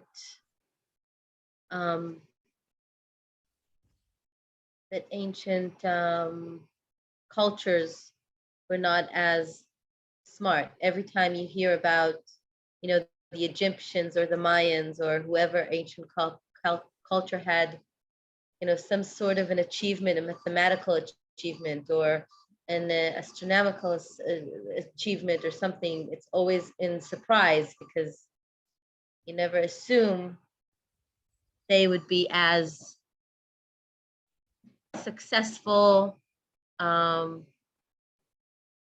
maybe even, but it doesn't make sense because if you think about how we evolved, they had to be as inquisitive, as intelligent to get to the inventions that brought us to the modern age. Look, but at least with these ancient engineers and scientists, et cetera, you can say, okay, those are the literate, educated, elites. Here, we're not talking about that. We're talking about, again, simple people who don't know how to read and write. They're farmers, if that, nomads or migrants. Again, we need to decide if this is literature for simple people, and therefore we should read it as such, and we shouldn't expect too much of these readers to notice things and be sensitive, like we are when we read Shakespeare, or to think of these ancient, again, not the scientists, but the goat herders, as sophisticated consumers of literature, just like you and I are. But I think Shakespeare is a good example because I don't think Shakespeare wrote for the elite. He wrote for the masses. They made plays out of it so people can't read, that most people that can't read can enjoy his plays. And I think that's a good example of, for us, Shakespeare is considered high, but it was actually for the masses. So if to compare to Shakespeare, then they were just as smart as Shakespeare's audience because they are the masses. And look, you're right about the play, about presenting literature in a way that doesn't require literacy, because the audience doesn't know how to read. Look, in modern literate societies, not knowing how to read makes it impossible for you to be a consumer of literature. Okay? Illiterate people in our society can't be perceptive or sensitive readers because they're not readers. Okay? But in pre-literate societies, that was not the case. Okay? Illiterate people in those societies heard literature regularly. Okay? And look, in Shakespeare's era is actually a quite literate, especially England, is quite literate because of the Bible, by the way. Okay? But even then, I mean, you're right that it's illiteracy rates were much higher. Illiteracy rates were much higher than today. But in biblical times, they're practically, illiteracy was virtually universal. Okay, and those illiterate folks heard literature regularly, and they could be perceptive listeners because literature was oral, not written. Okay, literature was produced back then for the ear, not for the eye.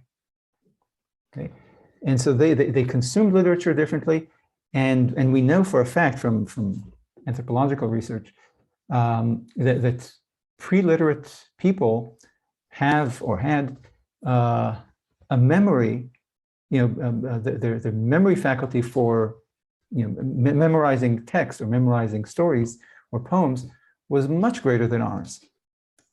Okay, it's something that we kind of lost because we became literate. And I guess the point is, just like you and I can be sensitive readers, they could be sensitive listeners. Okay, so they can catch these things in a way that maybe you and I cannot catch with the ear, but we catch with the eye. I was thinking while you were talking about, the idea that this was a slip up. It doesn't make sense if this was a slip up that was missed twice in a row. Yeah. You can have one slip up, That's true. an error, but it repeats pretty close. I mean, it's not like at the beginning and at the end of the chapter. They're pretty close, the slip ups. Yeah. For an editor to miss it. Yeah. I mean, that was like a red flag for me. And it appears here and in the second creation. And again, it reveals again your assumption about these people. If you assume that you're reading this text from above, because those people, it's a slip up, and the audience, these primitives, wouldn't notice, and therefore the author doesn't have to be super meticulous, then okay, then that's your solution. And every time you're going to find this slip up, okay, that explains it. You don't have to look further. But if you think highly of those people and highly of this author, whether you think the author is God or Joe Blow, then that cannot be the answer, which means that when you see this, you're going to have to keep on trying to solve this puzzle. Okay, so why would a monotheistic, sophisticated author writing for a sophisticated crowd use this and not be called out as violating an important part of monotheism? Okay, you'll try to find what sort of pattern is here. What am I supposed to, again, it's a problem for me to solve, just like in modern literature. If you find a contradiction, you're not throwing away the book and say, the author's an idiot. It's written for kids. I'm above this. Okay, you stay and work and think, what am I missing here? Okay. So like you said, again, assuming that there's a thoughtful author here writing for a thoughtful crowd,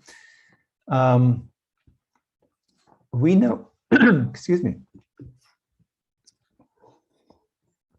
we know that kings and queens use the plural, the majestic plural to refer to themselves. Okay? And the way it's done is the method that we recognize from our own society, from up until the Republican era that emerged about 100 or 200 years ago, is that kings and queens refer to themselves in the singular when they address another king or a queen. Okay. However, so when a king meets his equal, he uses the singular. But when a king meets a prime minister or a foreign office, a foreign minister, or addressing the people or lower ranked officials, the king will use we, or the queen will use we, the royal we. Okay, so so it's a rhetorical or literary habit that's used to mark different rank. Okay, when a high ranking, when a king is dealing with a lower ranked person or people. Okay, so so if that is indeed the case, then the obvious question is, you've had here God dealing with a variety of lower creatures. For example, the stars that he created, and the sea, and the animals. Okay, so why doesn't God use the royal we vis-a-vis these other creatures? Because We're we were also made lower in his, because we were made in his image, so we need to know our place. Just like dogs in a pack, we need to know who's the alpha and who's beneath him. So we're made in his image, but we're not like him. He's Okay, so what you but look, what's the if the what do you mean? You know, why? So, okay, so we're made in his image. Why does he need to? so because we need to know that we're not equal. We are made in his Okay, image, but we're not okay, equal. okay, Just like dogs in a pack, they're all dogs, but one of them is an alpha and he's above us. okay, So just like here, we're all made in his image, but he's here and we're here. right. And so with the stars and the moon and the sea and the dogs and cats, there's no suggestion of us being like him. Okay, that's why. So when I'm assuming when the Queen of England is talking to her dogs, she doesn't say "we love you," okay, because she's just a woman, but with a foreign dignitary, she has to say "we" because you look like me, you represent a country like me, but you're not like me. Okay, so and I'm assuming that's why it's repeated twice to make sure that it's not missed. Well, again, it's not it's once here and once in the second creation story. Yeah, but okay. it's not. It's not a one-off. It wasn't enough to just repeat it in the first one. Yeah. It's actually more than that. Yeah, it's actually more than that. I'll show you in a second.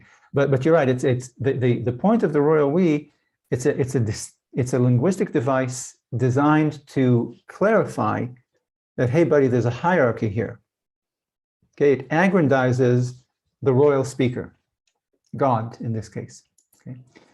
Now, when you examine the rest of this literary unit, again, the prehistory of the Bible, these first 11 chapters that take us from the first day of creation to the birth of Abraham, we see that the royal we is used only twice more.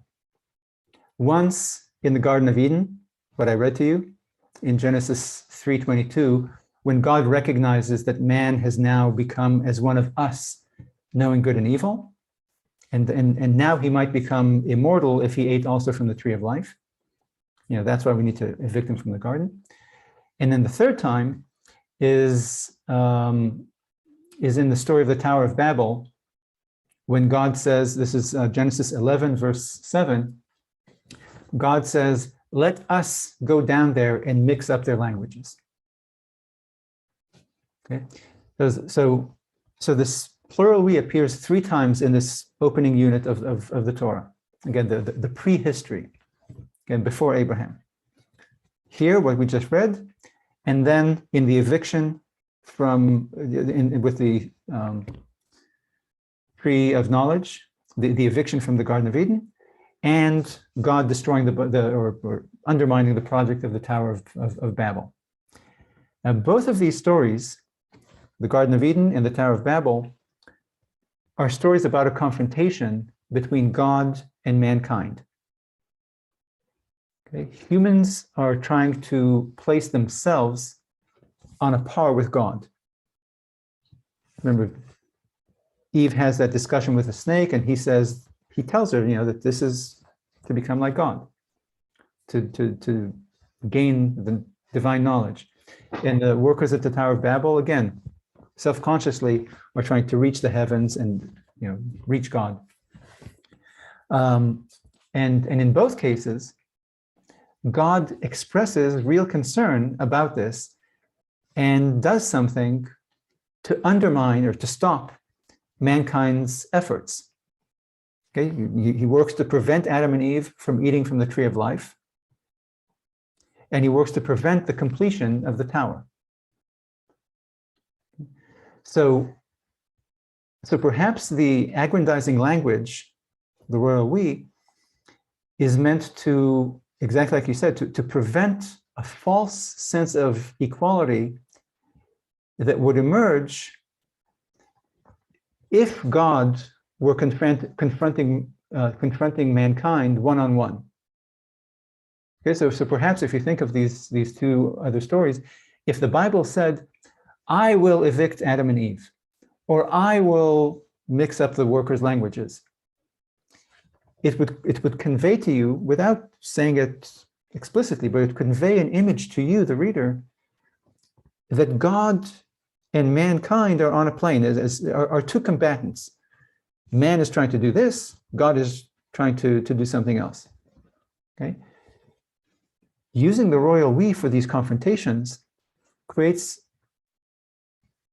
again, without saying, mankind thought that he was like God, but God clarified that he was higher or bigger.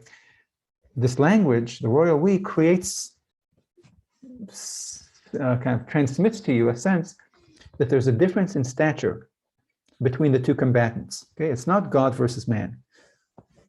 Okay, the royal we creates, clarifies that this is not really a fight between two competitors on a par, but instead it's a case of a master, a royal master, disciplining a subject, a subordinate. Okay, so that's in the next two instances. And so if a conflict between man and God is what explains the royal we, in those other two stories, the forbidden fruit, the Garden of Eden, and the Tower of Babel, the obvious question is, why is it here in the creation, in the first creation story? Okay, where's the conflict? So again, if a conflict between man and God is what explains the deployment of the majestic plural in the Tower of Babel and the Garden of Eden, why is it deployed here? Where is the conflict between man and God in Genesis 1? Well, I can think of two reasons. Mm-hmm. One is because he tells that man will rule the animals. Mm-hmm. So in that sense, he gets power over someone else, just like a god in that sense. And he's made in the image of God. So Right. you combine the two, and it's like, yeah, you give him I'm God. government. Yeah, you give him government, and you look, there's an inherent conflict. I think the image of God is the more explosive one of these, because there's certain having levels of government is not. I mean, you're right that the local official can come to think very highly of himself, and think, the mayor of Plano might think that he is like the president of the United States because, hey, we're both rulers here. Okay, but I don't think it's, giving power to the mayor is inherently kind of seditious to the authority of the president of the United States. But the image of God is, it it definitely is seditious. Okay, Genesis 1 tells its readers explicitly that we look like God, that we share, or if you want to read it not physically but figuratively, as you suggested earlier, then it tells the readers explicitly, you share some of God's features, or maybe all of God's features. Okay, you are on some sort of a par with God, some sort of, you're on God's level at some kind of, at least at some level, you're like God. Okay, it says, black on white, it literally says that we are godlike. Okay, so perhaps, like in those other two stories, banishment from the Garden of Eden and the destruction of the Tower of Babel, perhaps the royal we is here to work against the false impression that created in God's image conjures instantaneously in every reader's mind. Okay? And in this context, there really is a difference between saying created in my image or in our image. Okay, it tells the reader, if you think that I, God, look like you, or that I am like you, or similar to you, think again. Okay? I'm not with you, I'm more than you, I'm above you. Okay, so saying in my image, it brings God down. You know, it's a person, or it's not person, but it's an entity. And our image blows that up. Okay, it clarifies again, we are not entities that are on a par. You, the person, and me, the God, are not one of each. You're here, I'm here. Just like the sense that you have when you meet the Queen of England. You're not even a subject of the Queen of England, but you know, because of the whole setting and the way of talking and everything else, that you are meeting a superior. So the combination of these three stories and the uncommon use of the royal we in all three indicates how theologically and philosophically explosive the creation of mankind is. Okay? So reading the creation story, the first creation story, in light of the other two stories that use the royal we, clarifies how unique humans are in creation and how unique the connection between God and humans is. Okay, so unique that it could lead some to believe, as many pagans did, that men could become gods, or that some people had elements of divinity, or that people could do things that God does. Okay? So the use of the plural tense for God's actions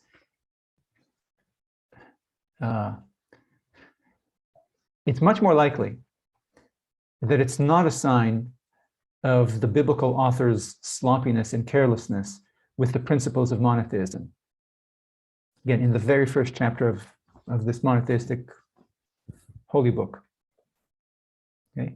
It's much more likely that it's a sign of super extra care by the author to clarify and transmit the Bible's central and consistent monotheistic message about the proper hierarchy between God and man.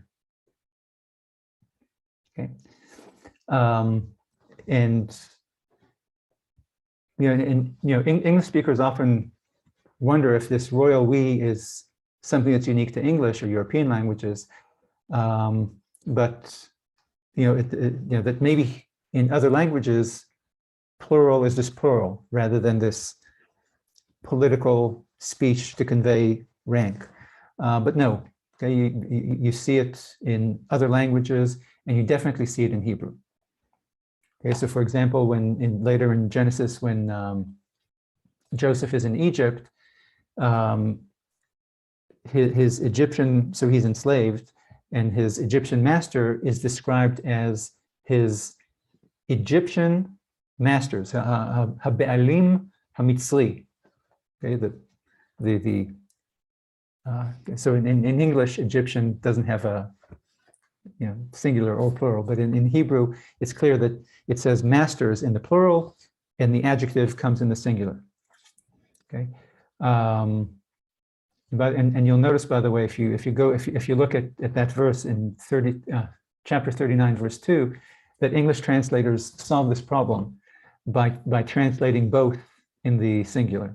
They say master rather than masters, just like they do with God. They say the word God is in the singular in English, even though in Hebrew it's in the plural. Also, in the book of Exodus, there are a number of laws about what to do with the owners of livestock, et cetera, and it says at some point that the owners of a bull, of this bull in question, shall be put to death in the singular. Okay, so even though owners is in the plural, the verb comes in the singular. In any case, so look, what I hope you saw today is that the circumstantial evidence for the documentary hypothesis is more easily explained as great writing than as clumsy editing. But that even if the documentary hypothesis is correct, okay, even if it is just a later editor bringing together a variety of stories and sources and slapping them together, even if that's indeed how the Torah came about, it still doesn't solve the problem that it introduces. Okay, because it's still, the documentary hypothesis, if it's correct, still leaves us with a literary problem that requires literary analysis. Okay, so if you're saying that it wasn't an author who wrote this, but an editor that put it together, then okay. So why did the skillful editor put together two seemingly incompatible creation stories, as we'll read next week? Why did a skillful editor, if it's not an author, but an editor that puts a bunch of stuff together, okay, so why did this wise and skillful editor refer to God as a plural entity? Why did the skillful editor tell us very similar stories about Abraham handing over his wife to another man? They seem to be very similar. Okay, and documentary hypothesis or biblical critics say that, oh, it's just the editor doing kind of repair work. Okay, so why did this editor? I mean, did he not think that we'd see it? And either he's dumb or he thinks that we're dumb. Okay, and so how did ancient? So the question is, how did ancient readers interpret these oddities? And therefore, how should we interpret them? Even if you accept, again, that it's an editor, not an author. Okay, so I think you could probably tell that I don't buy the documentary hypothesis, but obviously I'm not a biblical scholar. Although, like I said, there are respected biblical scholars who reject the documentary hypothesis. Okay? My point is that even if you accept it, you still cannot avoid doing the literary analysis on this text, unless you're willing to say that the editors were clumsy editors who just mashed different stories together, and that generations of ancient audiences were too dim-witted to notice the contradictions and repetitions and the obvious splicing, et cetera, et cetera. Even when these people, generations later, stopped being illiterate goat herders and became a very literate and literary savvy people in the classical era and medieval era. In any case, so we will, next week, like I said, we'll read the two creation stories together and see where they clash and try to understand the author's purpose or the editor's purpose.